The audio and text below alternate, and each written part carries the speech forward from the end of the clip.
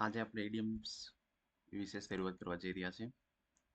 તો અંગ્રેજીમાં કેટલાક ઇડિયમ્સ હોય છે જે અવારનવાર એક્ઝામની અંદર પૂછાતા હોય છે. તો તેના અર્થ સાથે અને તેના ગુજરાતી મિનિંગ સાથે આપણે તેનો કેટલાક અહીંયા ઇડિયમ્સ મેં આપ્યા છે એનો આપણે અભ્યાસ કરીએ. બ્રેક ધ આઈસ એનો અર્થ થાય છે સ્ટાર્ટ અ કન્વર્ઝેશન, એટલે કે વાતચીતની શરૂઆત કરવી. Hit the nail on the head, hit the nail on the head એટલે કે સે એક્ઝેક્ટલી ધ રાઇટ થિંગ, એટલે કે આપણા જે જરૂરી હોય છે, જે કામની વસ્તુ હોય છે તે જ વાત કરવી, જેનો અર્થ થાય છે hit the nail on the હેડ.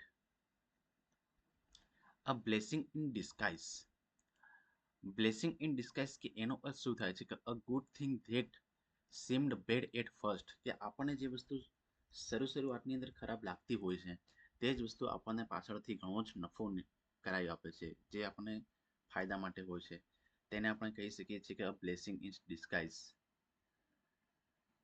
બીજો ઇડિયમ્સ છે late the cat out of the bag, એટલે કે જેવી રીતે આનો અર્થ થાય છે કે બેગમાંથી આપણે કેટને બહાર કાઢવી, એટલે કે બિલાડીને બહાર કાઢવી. હવે એનો અર્થ એવો થાય છે કે રિવીલ ધ સિક્રેટ, એટલે કે કોઈ પણ વાત જે સિક્રેટ હોય તેને આપણે જાહેરાત કરવી, એટલે કોઈ પણ રહસ્ય હોય, કોઈ પણ ગુપ્ત ચર્ચા હોય તેને આપણે ખુલ્લી પાડી દેવી, જેને કહેવાય છે કે late the cat out the bag. Once in a blue moon, આનો અર્થ એવો થાય છે કે બ્લુ મૂન જે સ્કાય હોય છે એનું ઉપર ક્યારેક જ જોવાતો હોય છે, જ્યારે કેવા સંજોગ બને ત્યારે જ જોવાતા હોય છે. તો ત્યાંથી આ ઇડિયમ્સ બનેલો છે કે once in a blue moon, એટલે કે વેરી રેરલી, એટલે ક્યારેક જ બનતી ઘટના માટે આ જે ઇડિયમ્સ છે, રૂઢિપ્રયોગ છે, એનો અર્થ થતો હોય છે. Piece of cake, piece of cake એટલે શું? જેવી રીતે કેક સોફ્ટ હોય છે એવી જ રીતે અહીંયા જે કોઈ પણ વાત હોય, કોઈ પણ કાર્ય હોય એ વેરી જ ઇઝી હોય, વેરી જ સહેલું હોય છે, જેને આપણે કહેવાય છે કે piece of cake.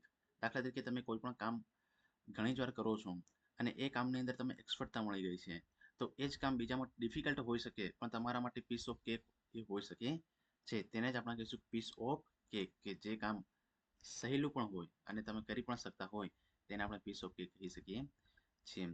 Kill two birds with one stone, achieve two things at once.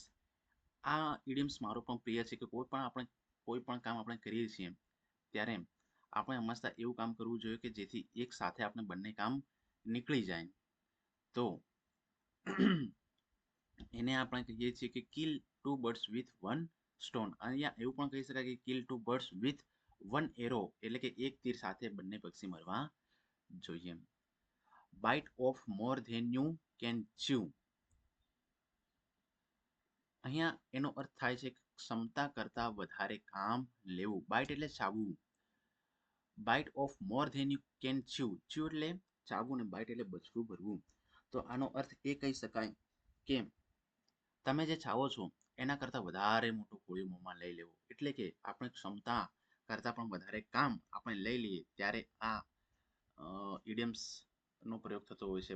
Byte of more than you chew. Take on more than you can handle, એટલે કે આના અર્થ એવો થાય છે કે take on more than you can handle, એટલે કે આપણી જે ક્ષમતા હોય છે તેના કરતાં વધારે કામ કરી લેવું. Burn the midnight oil, midnight એટલે શું? જેનો અહીંયા સંદર્ભ થાય છે કે મિડનાઇટ એટલે કે છેક મોડે સુધી, ને બર્ન એટલે કે બાળવું. તો અહીંયા એનો થાય છે કે રાત્રે મોડે સુધી કામ કરવું.